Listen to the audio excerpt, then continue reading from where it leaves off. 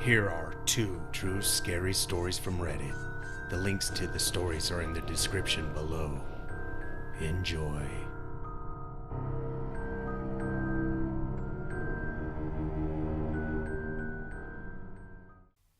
Number 1.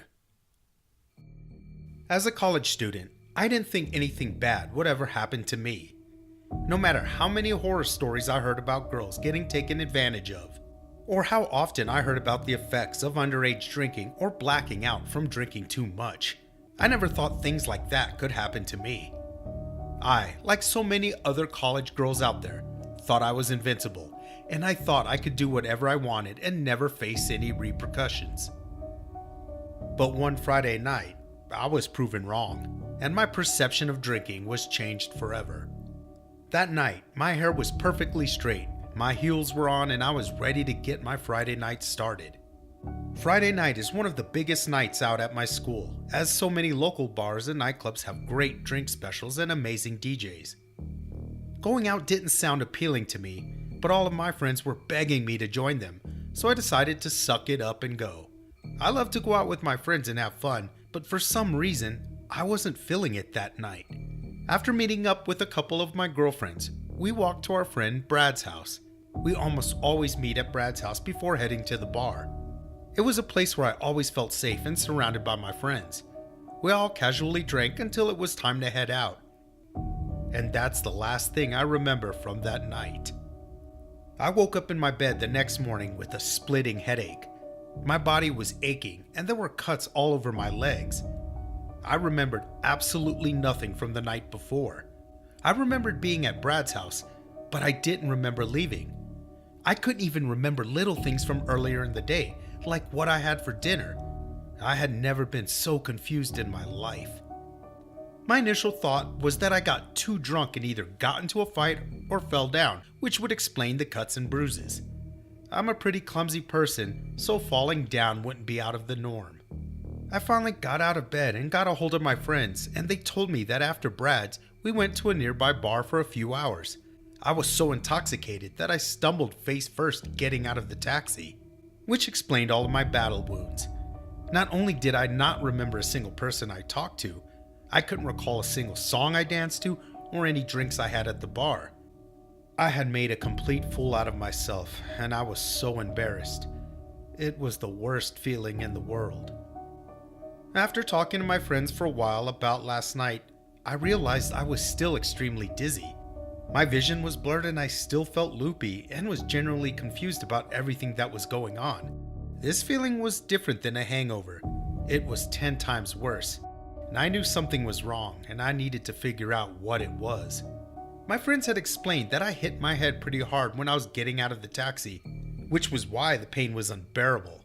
I had a concussion before and it felt like I might have one again, so I decided to go to the emergency room and get it checked out. I had multiple tests done, you name it, blood work, vision tests to check if I had a concussion, and I also took a rape kit, which is not an experience I wish anyone to go through. The doctor came back to me with some startling news. I had, in fact, been roofied. He told me they found Rohypnol, commonly called roofies, the date rape drug, in my system, and a lot of it. For those of you who aren't familiar with Rohypnol, it's a pill that can be slipped into drinks, which makes the drinker black out and act extremely intoxicated. It also affects your memory, even your memories of events that happened before you had the pill in your body. The pill can sometimes make your pupils increase in size, cause vomiting, and even put one in a coma or cause their death. This was such a scary moment for me, but it made a lot of sense. I knew I hadn't drank enough to black out, so the fact that I had been roofied was believable. Though I knew about Rohypnol, I had never heard of anyone getting drugged at my school before. I considered my college a pretty safe place for the most part, so it was mind-blowing that someone would do this to me. Luckily, I have amazing friends who had stayed with me all night until I went to bed, afraid that something bad might happen to me. I cannot be thankful enough for having such great friends who have my back and are watching out for me, no matter what. My doctor recommended that I tell the school what happened. Talking to the school officials was hard for me to do. I wasn't comfortable talking about the experience.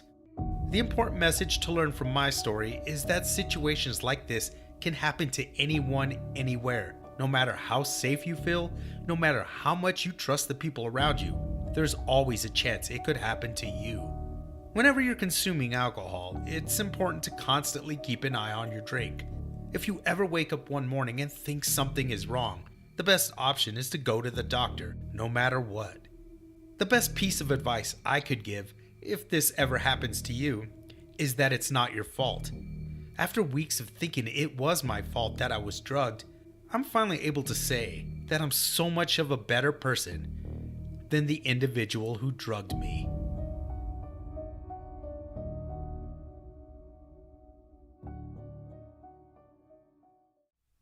Number 2. I live in Glasgow, and I used to drink at this one particular pub that was patronized by bikers and heavy metal music fans. I'm pretty antisocial, so I'd sit in the back with a book and a pint and keep to myself. I'd sometimes read and have a couple of drinks before heading out to the nightclub, which was just around the corner from the bar. One night, this guy showed up wearing pale blue jeans and a white buttoned-up shirt and stood out like a sore thumb.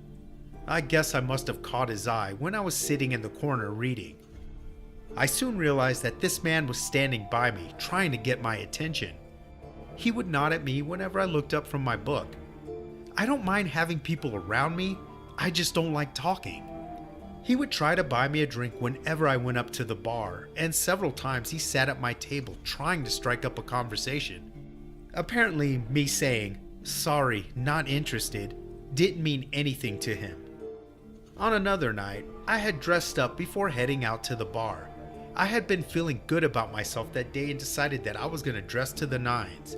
But lo and behold, the creepy guy was there and was wearing the same white shirt. I could see out my peripheral that he was really trying to catch my eye. I finished my drinks at the bar and walked around the corner to the nightclub. He followed right behind me. As I walked into the club, I gave my usual greeting of a nod to the bouncer, Dale. I was friendly with the people that worked there. I went to pay at the window next to Dale when all of a sudden, Creepy Dude thrust his arm past me and said, "Tickets for 2, we're together." "No we're not, one for me," and went in. All night this dickhead followed me around. The club had 3 floors and was packed, but he was still able to follow and keep sight of me. I would leave my drink with a friend before heading into the restroom. This guy would even wait outside the restrooms if I went in. As the night wore on, I started feeling odd. Very odd. I was feeling dizzy, I had begun sweating and was shaking all over. I figured I must be coming down with something and decided to head home. I don't remember going down the stairs, but apparently Creepy Guy followed me. However, Dale stopped the creep at the door just as he was about to get me outside. The creep kept trying to get past him with me, saying I had too much to drink. I used to run pubs myself, and Dale knew that I knew my limits and said I wasn't drunk. He said I looked ill and knew something was very wrong. That's when creepy white shirt guy got really pushy and Dale ended up slamming and pinning him against the wall. However, during this time, I had wandered off. I ended up one street over from the club, which is the red light district. I had no idea how I got there, but I was spotted 3 hours later walking up the main road that led to my house. My skirt was torn, I had no shoes, coat, or even my bag. A biker friend, who was also a cab driver, recognized my tattoos from the back and stopped to see if I was okay. He instantly realized something was wrong and put me in his car and drove me to the hospital. It wasn't until 3 days later that I fully came to my senses. Come to find out, my friend had not always kept an eye on the drink I handed him when I went into the restroom. He had placed it on the bar unattended several times while talking with his buddy. The doctors had found my drink had been spiked with an extremely high dose of ketamine, which is a very powerful anesthetic, and I could have died.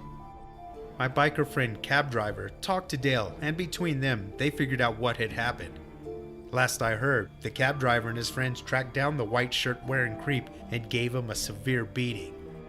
He was permanently banned from the nightclub and the bar around the corner, and it was an awful long time before I ever went out again.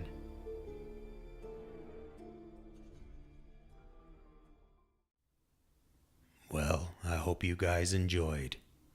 Until next time.